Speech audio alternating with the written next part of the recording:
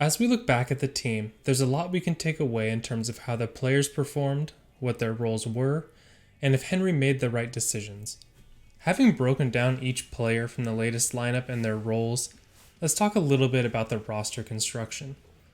As it had been rumored and talked about, originally it seems that the team was going to consist of Nico and Hunter.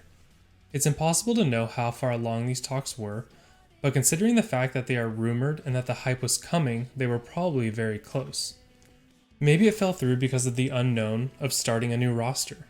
Or maybe it fell through because G2 was getting a huge windfall of cash from perks and could pay more for the players. Either way, it feels obvious that the roster that was announced was not the Colossus that had been hyped. It was 2 young players and 3 players who hadn't been playing, or at least hadn't been playing consistently for months. The team was banking on the star being Woxic, without really a proven star rifler on the team. Who knows who was the pivot from Nico and Hunter on the Cloud9 team, but logically it seems that the plan might have been Alex, Nico, Hunter, Woxic, and S-Tag. This roster makes sense.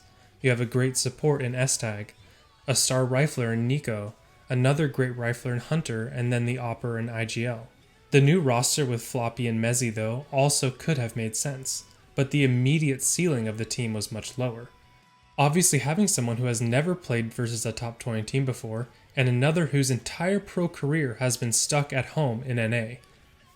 That is going to take some time to adjust. They're not going to be great right away. They had some good wins, they had some bad losses, it's not really far off from what you'd expect.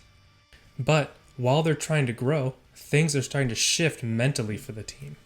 Floppy is dealing with being alone in a foreign country. Woxic is seemingly dealing with ping, time zones, and according to Alex's interview with Richard Lewis, also potentially not enjoying playing. This, coupled with the community pressure and constant barrage of hate, you can feel it starting to affect things. Then the decision comes to release Woxic, which you have to give credit for moving quickly on a move that seems like it will be correct. But the next is potentially the fatal flaw of the team, and that's bringing in Xeppaa. Now, Xeppaa is a great player and could have a great future in my opinion, but this hardcaps the team and throws an insane question mark into the community, and just continued the mental downward spiral. It was said that he was brought in to help Floppy, which it might have done, but it also could have only helped him a little bit, and then pulled Xeppaa into the same lonely island that Floppy was living on. The right move here was likely to let Floppy go as well, at least temporarily, let him go home and be with his family and friends and mentally recover, or, as Josh Mix said in his interview, let him move to Serbia to live with Floppy so he can have a friend or a confidant at least with him.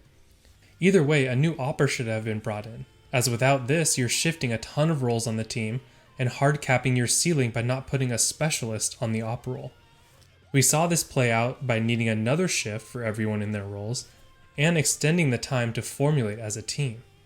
This was the biggest mistake and potentially the dagger of the team. Having a team with mixed results and multiple miserable players, why not let that go and choose to start again when it makes more sense? Now I firmly believe that this team has talent. I believe in Mezzy and Floppy. I think Alex is one of the best IGLs in the world. I thought Xeppaa showed tons of talent, and S-Tag is a fantastic support player. But things got too out of whack. Roles were not what they should have been, and with every loss, the whole CS community let them know about it. With time, this team could have had great results. We saw them getting better match to match, and I still think they were one move away from being a super legit team. But obviously, they're gone now. The other big mistake, I believe, was how the social media played out.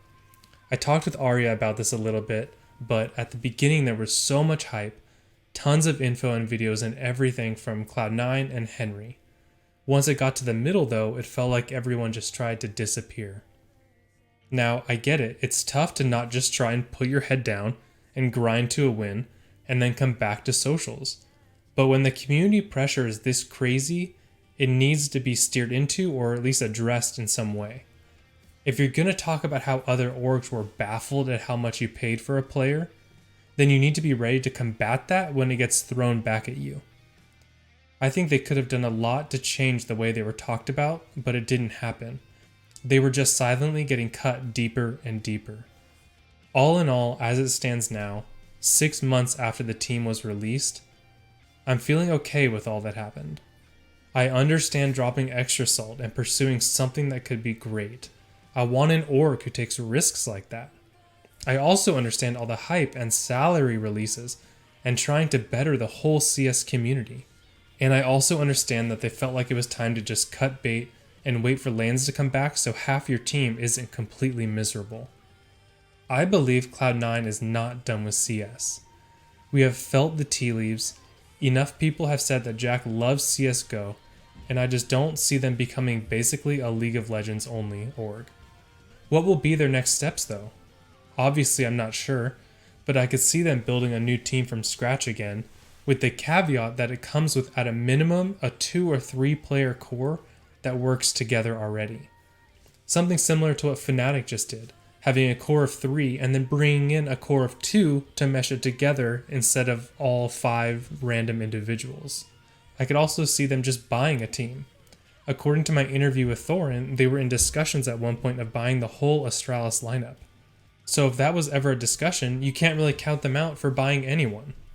The last piece could be that they sign an academy-style roster first, let that team play with the Cloud9 branding, but also an amateur branding, so people can follow but have no expectations. This could be a good first step to tell people, hey, Cloud9 is serious about CSGO, but also waiting for something better. Then later on, if the academy team is good enough, they can become the main roster, or they can pull pieces from that team, or they can buy a whole different team when the time is right. I don't think we're done, and I think timing-wise, things may start to get interesting once the winter player break hits. After the major and then after the Blast World Finals, the events will most likely be over and teams will go on break. There will be no roster penalties, so an org like Cloud9 could start to reinvest. I don't think anything will happen until then, but I have a feeling something will happen this winter. Thank you so much for supporting me in this series. It was an insane undertaking, something that I almost quit a dozen times as I felt overwhelmed trying to get this amount of videos up to the standard that I wanted, but I think it turned out great and I'm very happy with the whole series. Thank you as well to Mezzy and Floppy and Arya and Josh Mix, who willingly used their time to do interviews with me and just talk about the team and their experiences. And thank you for tuning in to watch a bunch of content on a team that doesn't exist and is heartbreaking to watch.